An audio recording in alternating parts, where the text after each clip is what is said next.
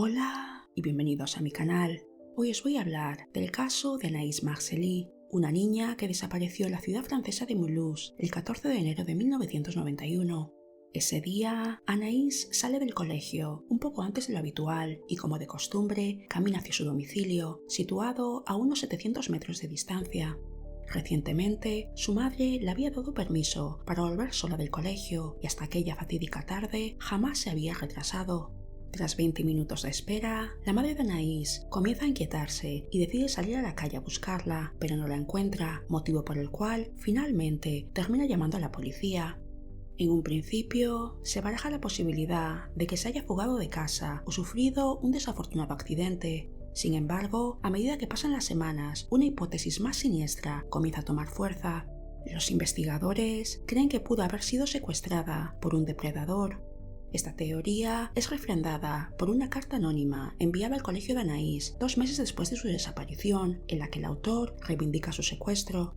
A pesar de que afirma que sigue con vida, el contenido de la carta es aterrador, ya que esta persona alardea de haber secuestrado y matado a otras 2 niñas anteriormente. Un mes después de recibir esta carta, el cuerpo de Anaïs Marcely es encontrado semienterrado a un lado de una carretera nacional a 40 kilómetros de su domicilio. Posteriormente, otras cartas anónimas, escritas por la misma persona, serán enviadas a periodistas y medios de comunicación franceses. En los anónimos, el autor se vanagloria de haber terminado con la vida de Anaïs y otras 12 víctimas. Tras analizar los escritos minuciosamente, las sospechas se ciernen sobre un familiar de la niña, su abuelo, un hombre con un turbio pasado a sus espaldas. Espero que este caso os despierte la curiosidad y que os animéis a investigar. Sin más dilación, adentrémonos en esta historia. Anaïs Marcely nace en 1980 en Mulhouse, una ciudad de la región de Alsacia, en el noreste de Francia. Es la única hija de Martine Meyer y Patrick Marcely, quienes tras varios años de relación tormentosa deciden separarse. La madre de Anaïs es una mujer frágil, con graves problemas psicológicos y de drogodependencia. Debido a este motivo, no es considerada apta para obtener la custodia de su hija tras el divorcio, por lo que Anaïs se va a vivir con su padre una temporada. No obstante, en septiembre de 1990, pese a sus diferencias, la expareja decide que Anaïs se vaya a vivir con su madre y su nueva pareja, Jean-Marie, un hombre al que Martine conoció en una terapia grupal a la que ambos acudieron para superar sus respectivas adicciones. Anaïs, que ha sufrido mucho con el divorcio de sus padres, está muy contenta de volver a vivir con su madre. El cambio de residencia conlleva que tenga que empezar el curso escolar en un nuevo colegio. Anaïs, de carácter extrovertido, se integra rápidamente y hace muchos amigos. La niña reside con su familia en un barrio austero de Mulhouse. El padrastro de Martine, al que Anaïs considera su abuelo, regenta las oficinas de una compañía de seguros en la planta baja del mismo edificio en el que viven, por lo que interactúan prácticamente a diario. A principios de enero de 1991, a la vuelta de las vacaciones de Navidad, Anaïs le dice a su madre que es lo suficientemente mayor para volver sola del colegio.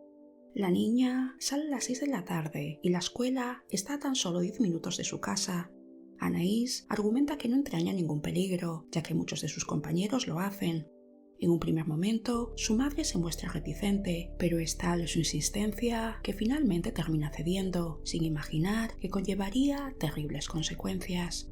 El lunes 14 de enero de 1991, Anaïs, como todas las tardes, va a la sala de estudios para hacer sus deberes después de clase. Normalmente solía terminar sobre las 6, pero ese día da la casualidad que acaba un poco antes. Anaïs sale del colegio con dirección a su casa. Es un trayecto corto, alrededor de unos 10 minutos a pie. En un principio camina con un grupo de compañeros de clase, pero poco después los adelanta y comienza a andar a paso ligero, como si tuviera prisa por llegar a casa. La última persona que la vio fue su compañero Nicolás, que posteriormente declararía que la vio cruzar la calle para dirigirse a su domicilio, a unos 200 metros de distancia desde ese punto, pero no llegó a verla entrar en el edificio. En ese momento, Jean-Marie, la pareja de la madre de Anaïs, está solo en casa, preparando la cena, a la espera de que ella y su madre lleguen. Pasadas las 6 de la tarde, Martine llega a casa de trabajar y se sorprende cuando su hija no lo hace minutos después. Desde que le dio permiso para volver sola a casa, nunca antes se había retrasado. La madre de Anaïs mira constantemente el reloj y a medida que pasan los minutos, su preocupación va en aumento. Finalmente, a las 6:25, sale a la calle acompañada de su perro para buscar a Anaïs, mientras que su pareja la busca por todo el edificio y alrededores. Martín va al colegio de su hija, pensando que quizá se ha retrasado haciendo los deberes, pero para su sorpresa se encuentra con las instalaciones cerradas. Es de noche, las calles están desiertas y hace mucho frío. La madre de Anaïs no tiene ni la menor idea de dónde puede estar su hija. Tras casi una hora de búsqueda infructuosa, Martín llama a la policía en torno a las 7:30 de la tarde y al cabo de unos minutos, un par de agentes de la Brigada de Protección de Menores se presentan en su domicilio para tomar nota de las características físicas de Anaïs y la ropa que llevaba aquel día. Su madre confirma que vestía una falda plisada azul marino, medias rojas, un jersey con estampado negro, un anorak azul turquesa, botas y una mochila de color fluorescente. Tras proporcionar una descripción detallada a los agentes, les da una fotografía reciente de su hija. De inmediato, la policía establece controles en la carretera y se informa a todas las patrullas de Mulhouse para que estén al tanto. A las 9 de la noche, la madre de Anaïs, acompañada de su padrastro, Bernard Rietvek, denuncia la desaparición de su hija en una comisaría. Patrick Marcelly, tras ser informado, se desplaza a casa de su exmujer para reunirse con ella. Ambos, acompañados de la pareja de Martín, su padrastro y algunos vecinos, recorren el barrio hasta altas horas de la madrugada, sin éxito. Al día siguiente, la policía empieza a entrevistar a familiares, vecinos y amigos de la niña desaparecida. En total, los agentes visitan alrededor de 300 viviendas del vecindario para recabar cualquier pista o testimonio que pueda conducir al paradero de Anaïs. En un primer momento, contempla la posibilidad de que se haya fugado, puesto que el día anterior a su desaparición tuvo una discusión con su madre por haberse olvidado la carpeta en el colegio, lo cual le reporta un castigo. Ante la falta de noticias, el padre de Anaïs, visiblemente afectado, decide hacer un llamamiento público ante las cámaras de televisión. Patrick Marcelly se dirige a su hija con las siguientes palabras: «Mi pequeña Anaïs, si puedes verme o oírme, intenta ponerte en contacto con nosotros. Te aseguro que no habrá ningún reproche. Te esperamos». En cuestión de días, la ciudad de Mulhouse se llena de carteles con la fotografía de Anaïs Marcelly. Su padre imprime en torno a 5.000 ejemplares que distribuye con la ayuda de numerosos voluntarios. Los carteles son traducidos y enviados al extranjero, en concreto a Alemania, Bélgica, España, Suiza e Italia. Conforme pasan los días, la hipótesis de la fuga es descartada prácticamente en su totalidad para dar paso a la teoría de una caída accidental a un canal cercano a su domicilio. Una semana después de la desaparición, parte de este canal es drenado. Al no encontrarse el cuerpo de la niña, esta hipótesis también será descartada. La policía no escatima recursos en la búsqueda de Anaïs. Se la busca en toda la región de Alsacia y se organizan batidas en zonas boscosas prácticamente a diario durante las primeras semanas. La familia participa activamente en las batidas, especialmente su padre y su abuelo. Bernard Rietvek se convierte en portavoz de la familia y parece llevar la voz cantante. Es un hombre con contactos y bien relacionado. De hecho, su hermano es primer teniente de alcalde de Mulhouse. Ante la falta de pistas, los investigadores comienzan a priorizar la hipótesis de un posible secuestro por parte de un delincuente sexual.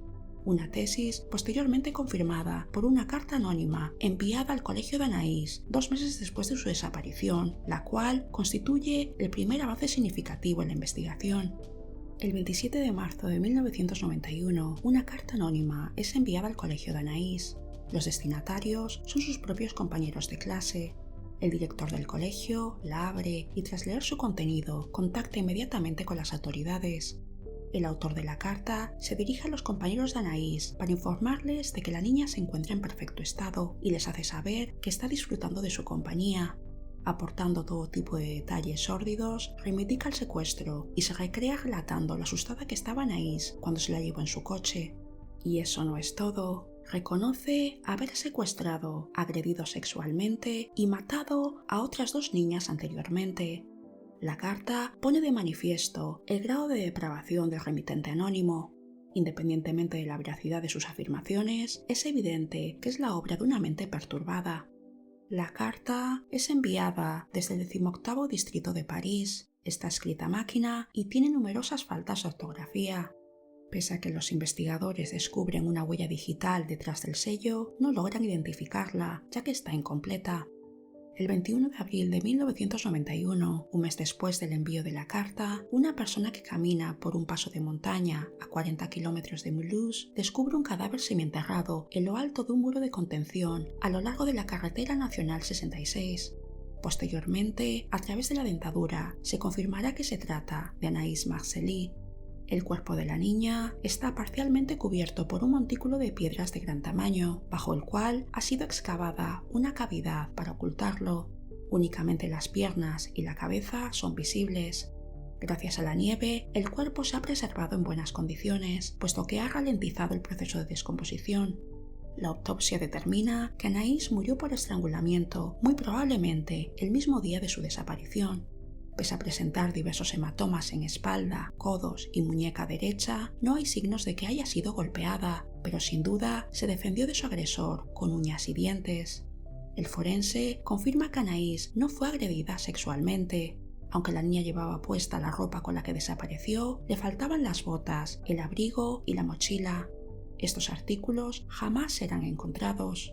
Es importante recalcar que la disposición de las piedras, según los expertos, denota cierto grado de cercanía con la víctima. Es como si su asesino hubiera querido hacerle un funeral para presentar sus respetos. El entierro multitudinario de Anaïs Marcely se celebra el 28 de abril de 1991. A él asisten cerca de 600 personas. La ciudad de Mulhouse se vuelca con la familia y les muestran su apoyo. La policía, desde un lugar discreto, toma fotografías de todos y cada uno de los asistentes, ya que creen que entre ellos podría estar el asesino.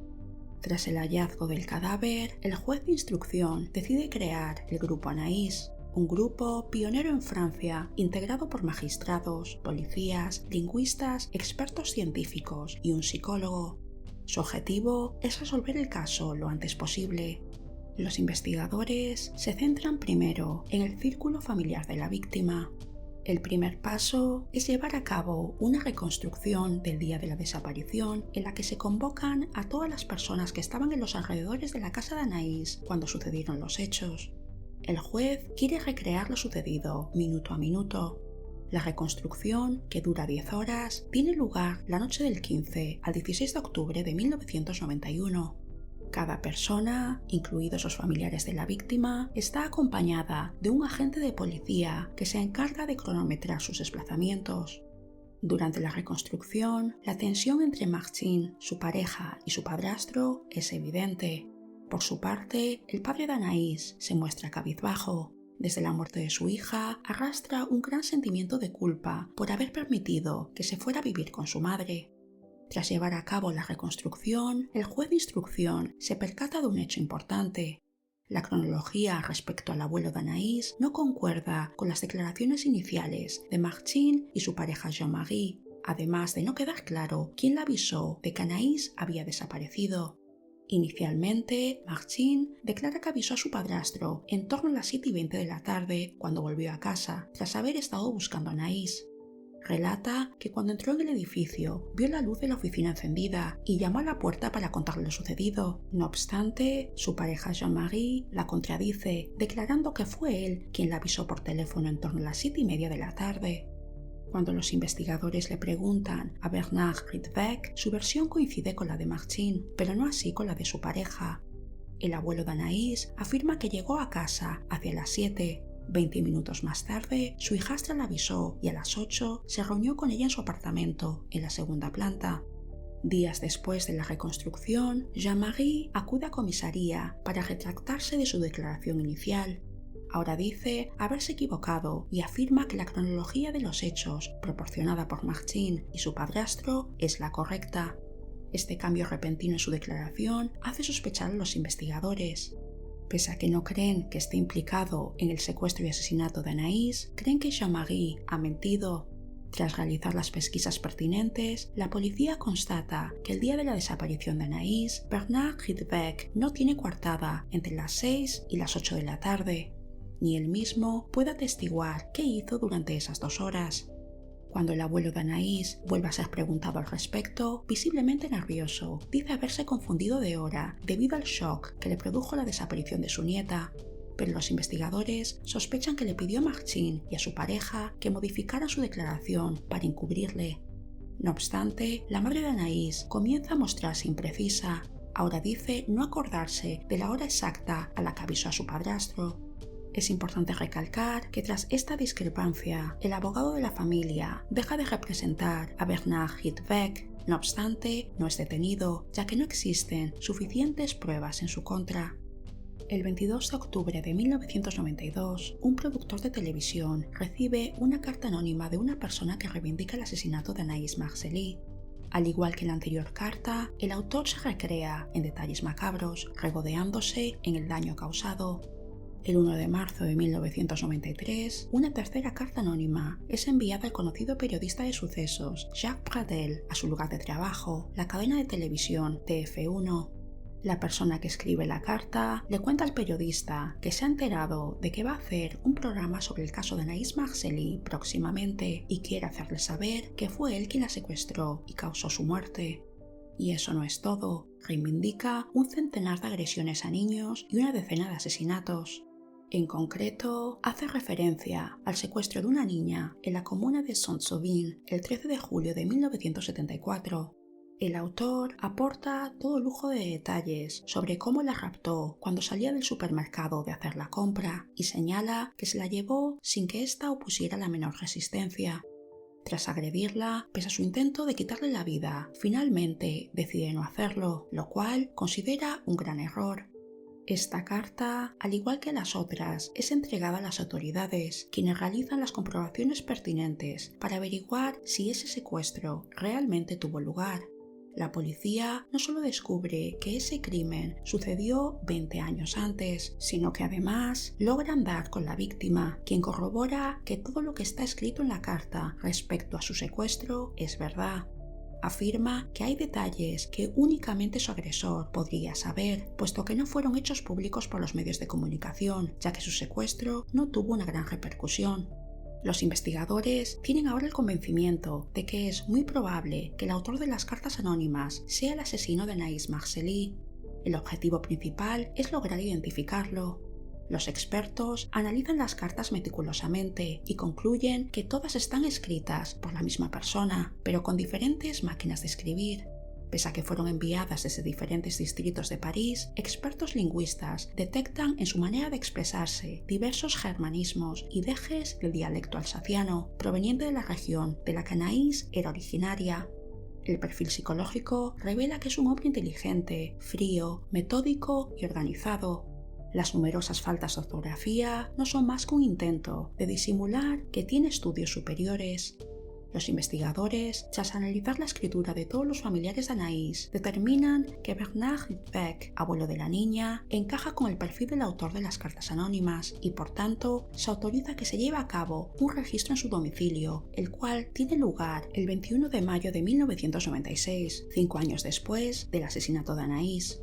En la casa de Rietveld encuentran una máquina de escribir y dentro de un sobre una serie de fotografías en las que aparece Marcin, la madre de Anaïs, desnuda en diferentes etapas de su infancia y adolescencia.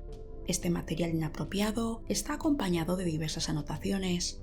Tras ser detenido, Rietveld es sometido a un largo interrogatorio en el que es preguntado acerca de las fotografías de su hijastra.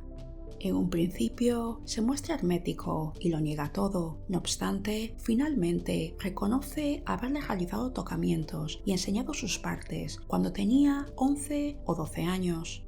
Cuando la madre de Anaïs es entrevistada al respecto, relata que el marido de su madre, fallecida en 1987, le enseñó educación sexual de los 12 a los 18 años.